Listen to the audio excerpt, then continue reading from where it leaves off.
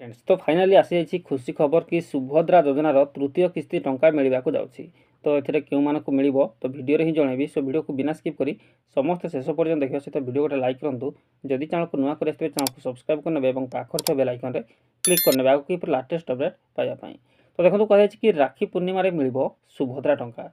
August 9 तारिख में राखी पूर्णिमा अवसर में सुभद्रार तृतीय किस्ती टंका प्रदान कर बड़ सूचना देते उपमुख्यमंत्री प्रभाती परिड़ा।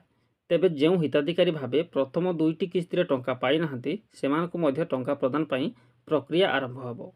प्राय 1,88,000 महिला एपर्यंत सुभद्रा टंका पाई नाहांती। तृतीय किस्ती टंका प्रदान पर एने समीक्षा होब। यह पूर्व गत एप्रिल 24 रे मिलिथिला सुभद्रा योजनार षष्ठ पर्याय टंका। जो माने योजनार लाभ पाइबा आवेदन करथिले सेमानक मध्यरु जे योग्य विवेचित हेबे सेमानकु टंका पाइबे बोली मुख्यमंत्री प्रभाती परिड़ा पूर्व कहि सारिछंती। प्रभाती यह सूचना पर एवं पुणी थे सुभद्रा आवेदनकारी मध्य खुशीर लहरी खेली जाइए। तेबे गत एप्रिल रे राज्य में अनेक महिला को सुभद्रा टंका मिलता हेले अनेक कौन कारणवशतः आकाउंट को टंका आसी नथिला। किंतु सेमाने एबे आदौ व्यस्त होबार आवश्यकता नहीं, कारण पुणी थे अगस्ट मासरे सुभद्रा टंका आकाउंट को आसवाक जाउछि।